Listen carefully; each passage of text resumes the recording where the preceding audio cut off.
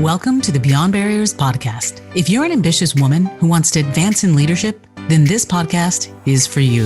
This podcast is co-hosted by Nikki Barua, digital innovator, serial entrepreneur, author, and speaker, and Monica Marquez, senior corporate leader, ex-Googler, and diversity expert. From inspiring stories to cutting-edge strategies, you'll learn how to develop the skill set, mindset, and tool set to get future-ready fast and accelerate your success. Hi, I'm Monica Marquez, your host for today's episode. True philanthropy requires a disruptive mindset, innovative thinking, and an entrepreneurial drive to create opportunities. My guest today, Marie Argilagos, embodies these competencies in spades. Marie is the president and CEO of Hispanics in Philanthropy, also known as HIP, a transnational network of foundations and philanthropists that make impactful investments in the Latino community in the US and across Latin America. She is guiding HIP with a bold vision to usher in a new generation of philanthropy that is for, by, and about the Latino community. Marie has paved the way for a new era to democratize philanthropy. She's an entrepreneurial thinker bridging diverse agendas with a track record of working within the philanthropic, public, and nonprofit sectors. From the Ford Foundation, the U.S. Department of Housing and Urban Development, Unidos US, the Annie E. Casey Foundation, to HIP, she has led with her thoughtful curiosity to bridge diverse agendas. In 2020, HIP was one of the 384 organizations that received a gift from McKinsey Scott. In addition, HIP's Power Up Fund received a $3 million grant from Google.org to support Latinx-owned small businesses. Marie's accomplishments are a testament to her entrepreneurial spirit that seeks to center Latinx voices and leadership. Marie received her master's degree in public administration from Harvard University and her bachelor's degree in international relations from American University.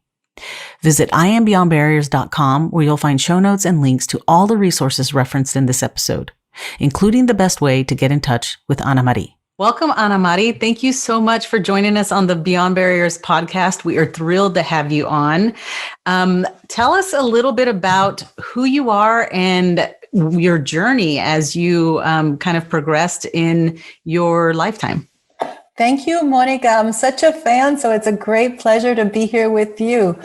My journey started young. I grew up, a Latina family. We were very nurtured. We lived really, in a little bubble because my parents were immigrants. And so, everyone was like huddled together, making ends meet. Mm-hmm. But then I got a job right when I was 15, and I was a cashier at the pharmacy, the Omni Hotel in downtown Miami. Okay. And that was great. To learn, it was a young entrepreneurs who had this pharmacy.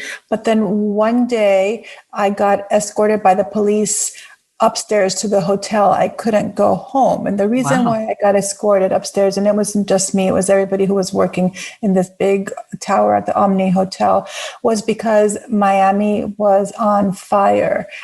You could actually look across the skyline and the whole city was on fire. I mean, it's a precedent to what we see now with there were riots because of police brutality. And I realized in that moment the inequities, right? It gave me a peek outside of my little bubble of where we were living in Southwest 8th Street, and it was just shocking to me, the realization of how, we didn't have very much in hindsight, but we had so much, but there were so many people that were fighting for equity and for their rights and for the systems to be shifted. And so that really put fire in my belly to do the work that I am doing. I've always worked in either the nonprofit sector or in government and philanthropy, always in places that are really about making this world a better place for all of us. Wow, that's such a profound story. And it's, that moment where you found kind of, you said the fire in your belly, kind of your purpose. And once you understood that, how did you gain clarity on, the career path, or how did you start saying, how did you figure out that you wanted to move forward in really focusing on that? And what were the next steps you did in order to start working in the nonprofits? That was really hard because in my family, nobody had even gone to college, right? Yes. So it was like, and then when I got myself into college on a full scholarship, I picked something really cryptic, international relations. And I kept going home, and my mom and my grandma would be like, pero what is that? They could have understood, like if I got a business degree or if I told them I'm going to be a lawyer or a doctor, but, and I didn't know what it was either. I just sort of like picked something like just totally random that looked interesting because there was nobody to coach us back then. Now there's, the internet, so you can like sort of do self-tutorial. But back then it was just sort of like blindly piecing your way forward. And when I talk to folks, I say, have a direction, but don't have like this roadmap that is so defined that you actually put blinders on yourself, because you might miss some of like the opportunities that were never like, you would never have imagined that they were part of your roadmap. I ended up working for the Clinton administration as an appointee. Wow. That was never in my roadmap. I wouldn't have imagined that in a million years. I ended up working in philanthropy. I didn't know what philanthropy was, but these are opportunities that are put in front of you. And so you have to say, oh, let me try, let me test, and be open to that. So have a direction, but not a play-by-play because things happen and they happen for a purpose. And that's what really has been my story. Very easily, I could have still been a community organizer working, and this is this is wonderful. I know amazing community organizers, but very easily I would have been there because I was perfectly happy, doing that kind of work. But then I've been testing. I think part of what I like, and it's just my secret power, and we all have secret powers, is, being a person that's about, relationships and bridging agendas. And so what I've come to be doing is bridging like the nonprofit and the community with the advocacy, with the government, with the philanthropy, and putting all of those together. And believe me, they're all different languages. And so you some of us that are bridge builders, in addition to others that are in that exact space that I've never been in the corporate space. That's something that, maybe I still have left to do. And that would be cool. But I think, just being open to opportunities, and we all have imposter syndrome, whether you're just starting in your career or you're ending it. I don't know any woman who doesn't have imposter syndrome. And so it's kind of scary when you like plop yourself into something that's brand new, but just fight against that imposter syndrome and just try it. Yes. That's such insightful feedback and advice, because what resonated with me is, as you mentioned, you went off to college, you were first generation college, and it resonated with me because I was in the same boat. And you pick a major because it sounded interesting. And in some cases, because you have a limited frame of reference, right? And so you don't know what is out there. So what I love that you say is that, don't be so tied to what it is that because you don't know what you don't know. And I'll never forget when, I was going to school to be a doctor. I majored in biology, and then you get there and you realize there's so many other opportunities. And then, it's like, okay, well, maybe I need to try out some of these other things, and, just don't knock it till you try it. And maybe you will find that there's some alignment there. So, absolutely. I ended up doing international relations just because it looked interesting. But then when I graduated, I was like, really? Am I going to go work for the, CIA or something? It made no sense. I ended up then realizing, there's just as much poverty in this country and underserved communities in this country. I don't need to go abroad. I should be working domestically. And so I ended up working domestically, even though I went to school for international relations. It wasn't until like 30 years later, when I went to work for the Ford Foundation, that I found myself 30 years later using the international relations degree that I had started off with. It eventually became useful, but who would have known? Yeah. And it does come back sometimes full circle. And I think, what I like about your story is you graduated with this international relations degree, but at the end of the day, it doesn't define what it is that you're going to do. You leverage, kind of like you said, you identify your strengths and your skill sets and you move forward. Now, you mentioned you identified that your strengths were around relationship building and creating bridges and things like that, which is extremely important in terms of really being able to build lasting relationships and being able to leverage those relationships for influential just to kind of help leverage and influence what it is that you're doing in your work. And that comes down to community and how important community and your network is. Can you share how you kind of gain access to influential leaders or build influential relationships? How do you go about establishing those?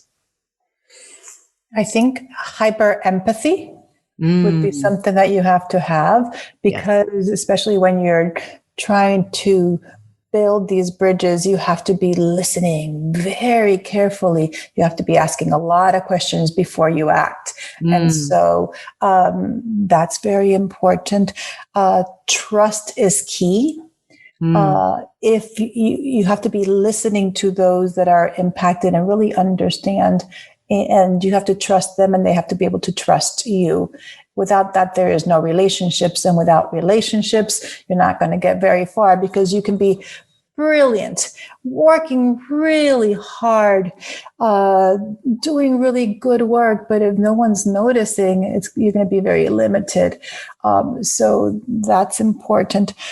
I think, so relationships, trust, hyper empathy, listening, those are all important, I think, to be able to be successful. I would add as an aside that you have to always also start with self-care. Because if you're not, and that I think has really been an important lesson during this past year with the impacts of not just COVID, but the tension in the world in which we're living, with racial equity, and seeing after 30, 40 years how people are still being murdered in the streets for just walking while Black, right? And the tension. I live in Washington, D.C., 2 miles from the Capitol. And what happened on January 6th was just, you have to just breathe. And so those are all important components, I think. Yes, absolutely. Now, wanting to switch gears a little bit, you talked some about in moving forward, you mentioned you worked for the Clinton administration, and you had this opportunity that you absolutely jumped on because it's an opportunity of a lifetime. But given that you were kind of first generation college, first generation kind of going off into some of these roles and jobs, that you didn't really have a support system from a family perspective to kind of guide you and advise you and nurture you. How did you identify mentors and sponsors to help guide you, or how did you kind of learn to navigate that path? Yeah, my family supported me in that they had so much love, and they said, you can do whatever you want. They expected me to be a secretary. And my grandfather took me to typing school, and I flunked typing school on purpose because I was like, I'm not going to be a secretary. I ended up being a secretary because I also worked for President Obama, but I was a deputy assistant secretary. So I wish my grandpa had gotten to see that. So that was fun. But how I identified, I really sought out women that had worked really hard and that understood the power of investing in other women. So, and I couldn't have done it without them because they believed in me, and they would sit me down when they thought I was making mistakes and like not let me move. And even though there were a lot of tears, they would like confront what you're doing and pay attention and be careful. We don't want you to be a statistic, because I was a single mom, right? And so I'm very, very lucky that I was open to all of these women and open to the hard lessons of what they were offering me, and pushed through that. Because of them, I mean, I got a full scholarship to Harvard. And I went with my little 7-year-old, with Alexia, who actually came up on stage with me to graduate, because it was the two of us doing it together. So that was really sweet. But you have to find a network of women to support you, and that's women like that are both your peers, but also women that have done that, and listen to them, because they have so many lessons. Even though the lessons might sound dated, they're not. There's a lot of that transcends, and that's very powerful. That's beautiful. And you mentioned a little, getting the feedback, like you said, sometimes there are tears, but then internalizing that feedback, learning from it, and leveling up using that feedback. But at the same time, sometimes that feedback can leave you with kind of limiting beliefs or fears. What are some of the techniques you use throughout your life and even currently now to get past and overcome fears and limiting beliefs? So you have to pay attention to what's in your heart, your mind, but also your body.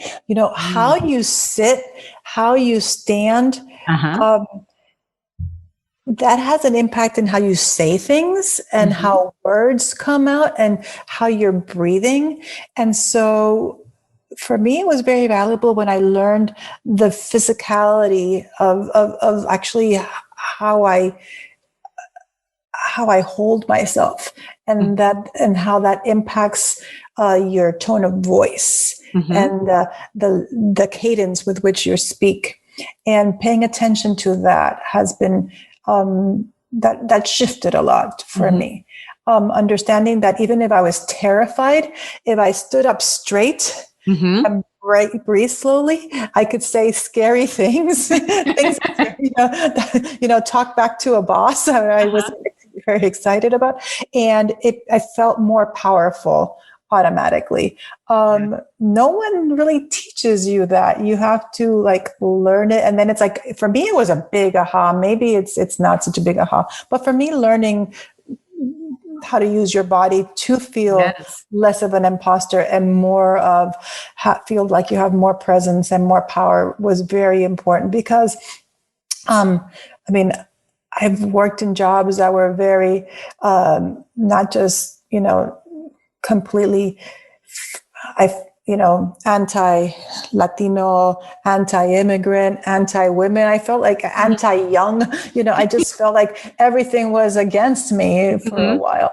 And so you have to gather your strength and your power from other sources.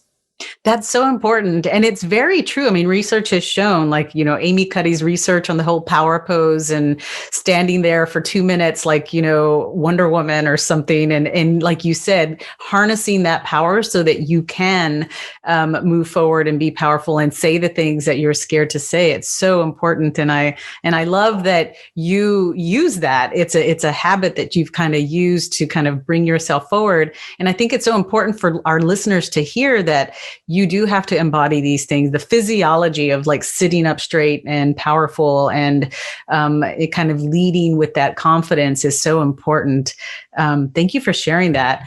Now, I wanted to pick your brain a little bit, because you work with a lot of organizations and a lot of, you help develop a lot of leaders in the nonprofit sector and things like that. And one of the most important things, right, to be able to get ahead is for them to set goals for themselves or their organization, but then also execute on those goals. What are some tips you can share on, how people set goals and then actually execute on them? How do you actually execute and reach those goals? And that's when working with organizations. Yeah. I'm married to a gorgeous Navajo man, and he taught me about thinking about 7 generations forward. And Mm. so you're thinking for the long term, you're thinking for the long term of your community. Mm-hmm. And I think that's I think one of the anchors that I would think about. How will this impact in the short term, but also thinking in the long term. Mm-hmm. Also, when we're working with communities, you have to think about what's tangible and what's intangible. And often what's intangible is so much more important. I'm thinking about like civic engagement and Mm-hmm. power building and movement building and the trust building, all of this work that we were talking about earlier. Where we tend to be visual and we tend to be quantitative. And so I think you have to push for balance, because the balance between all of those is important, and always make sure that you're thinking about the whole picture. Yeah, that's fantastic. I mean, what I hear you say is that, I love that you said thinking 7 generations ahead, because that is the compelling future, right? That's that compelling future that motivates you to keep moving forward. And then really thinking about the, from a short term or even tangible, intangible, of what are the things that you need to do right now, kind of focusing on the right thing at the right time to move those things forward is so important. Also thinking about, where is the power sitting, right? Yes. And where should the power be sitting? And, figuring out, different systems were created by different people for different purposes. And so whatever space you're working in, you need to think about the power structure. What if you could pinpoint the invisible ceilings limiting your success? Imagine having clarity on your strengths and barriers so you can take action and gain unstoppable momentum to advance as a future-ready leader. Well, that's exactly what the Beyond Barriers quiz will help you discover. You'll get your personalized score based on the 25 essential elements proven to accelerate success in the digital age, so you can understand what's holding you back and where to focus your efforts. The Beyond Barriers quiz is completely free and takes just a few minutes. Go to iambeyondbarriers.com/quiz and take the quiz today. Yeah. So you were talking about, creating these movements and telling the story, and then being able to convey that story to people to get them motivated and, inspired to kind of join the movement. And especially with a lot of the nonprofits that you work with, like, how do they articulate or share that story in order for people to be compelled to move along with them? I think what's happening more and more is that organizations, whether it's foundations, which I work with, or donors, or even the government, there's more of an understanding that you have to listen to those that are most impacted. Those that are impacted already understand and have been waving the flag saying, you need to listen to us, those that are, that understand and are living this day to day. And we know the solutions. Trust us. Trust is key to do this collective problem solving. But for too many years, others that are sitting far away at a desk have felt like they have the answers. And so I think that to disrupt and to reimagine and to rebuild, we need to build a system that does listen to those with the lived experience. And so that shift is very important for me. It's key, and it's key to a lot of the solutions of the problems that we're experiencing right now. Yeah. And if we start with that at the core, I think you can then build. That's so insightful, because it is really listening to understand the pain points and what are the pain points so that, you can be the bridge to help, get to the solution. Not only that, but what is rational? I'm here sitting in, Washington, D.C. What's rational for me is very different than what is rational for someone who's living like in the colonias in McAllen, Texas, or Mm-hmm. what's rational for the person in McAllen, Texas is very different than what's happening up, if you're living in Seattle, it's just it's very, very different. And so we can only work from our lived experience, and we have to understand that just really varies. And so that's why that listening, if anything else, is come away with that of listening before you and asking before you act. Mm-hmm. That's fantastic. Now, shifting gears a little bit, you work and you kind of drive and lead the Hispanics in philanthropy. And I know that, many of our listeners and most of the people I know and myself, there's a passion for contribution. And, there is always that philanthropic bone in us that is always wanting to, give back. Talk a little bit about what you do with your organization and, how people can get involved and stay in the loop with what the type of work that you do. Yeah, it's such fun work. I've been here 3 years now, and every day is new, and it's a great to be able to be leading this organization into the next generation. Americans are very generous people. We're so giving. We give during good times, and when there's crisis, like now, we're even more and more generous. Latinos as well are very, very giving. We give in different ways, given that, our culture, we're much more relational in how we give. And so what we're trying to build is an organization that celebrates the generosity of our people, celebrates how we're givers, but also builds pipelines and pathways so that there's lots of ways of giving, right? So you can give through the United Way, which is fantastic. You can give to your community foundation, which is fantastic, but you can also give through crowdfunding. So, right, if you give $25 a year, you're a philanthropist, right? You're a giver. There's a lot of power in being a philanthropist. So we have crowdfunding, we have digital giving circles, which are great because then you can give recurring.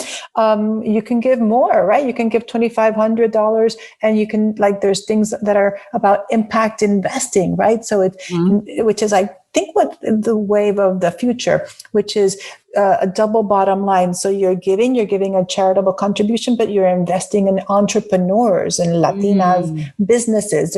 Latinas are on fire. Right now, Latinas are the number one economic engine for our entrepreneurs.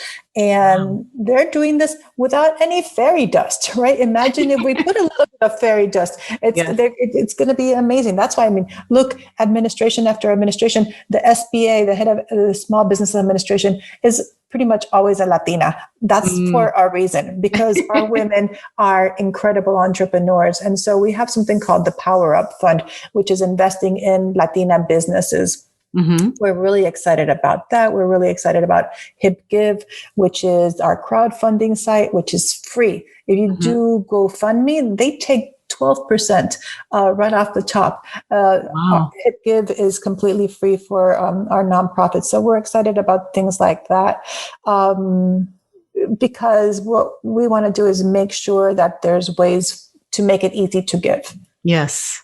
That's fantastic. And I love that, all the work that you all are doing, but I think it's, phenomenal to see, like you said, the Latina entrepreneur, the Latinas are on fire, because it is so important to make sure that, they get a little bit more fairy dust to help them, move along, because I've always believed, women hold up half the sky, right? And, but there's also a compounding effect when it's almost kind of like you touch, when you touch and you help a female entrepreneur, it's a multiplier effect because they help so many others, right? And it's like, be it their immediate family, extended family, and then like their extended circles of contact. So I think it's so important to invest in that because you are there's that trickle down effect as well.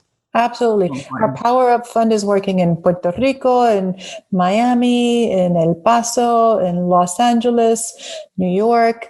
And I think pretty soon we're going to be starting in Cleveland, Ohio. And after that, the whole entire country, I hope. And we're also actually working in Mexico, Central America, Colombia. So really thinking about the hemisphere. That's another thing that we haven't talked about. As Latinas,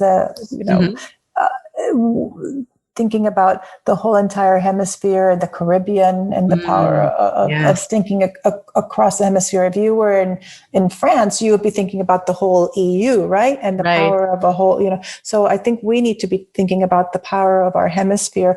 And that's exciting to think about that for the future as well. That's fantastic. And, before we close, I do want to give you an opportunity because I know our listeners are going to, want to hear more from you or want to hear more about the work you do, or if there's ways that, others can get involved or contribute. What's the best way to, stay in contact with you or to just learn more about your organization? Sure. So we are hiponline.org, hiponline.org, or you can follow us on social media, which is BeHip. BeHipGive. You can also, anybody can come to our conference. You don't have to be Latina or Latino to come to our conference. Yes. It's anybody who's interested in philanthropy, who's interested in the nonprofit sector. Our conference will be in September 13th and 14th this year in Los Angeles. Knock on wood that we can have a conference socially distanced outdoors by then. We're very optimistic. But we work in multiracial coalitions. So we work very closely with friends that are Native Americans in philanthropy, with the African American community, which is called APFI, which with APIP, which is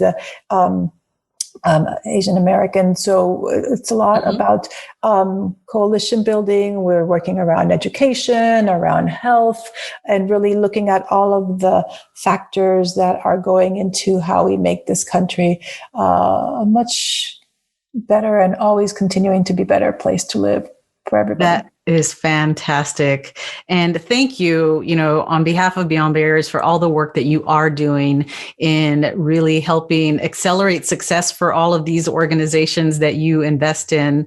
And again, thank you for your time and sharing your story of success. I mean, it's inspirational to hear how, you went from this young Latina, not really understanding or knowing, international relations to turning into a leader, leading an organization that is helping so many people in this space of, contribution. So thank you so much for Monica, time. Thank you. I stand on the shoulders of everyone that came before me, and I'm here to help because you got to pay it forward, you got to pay it backwards and sideways. There's a lot of work to do.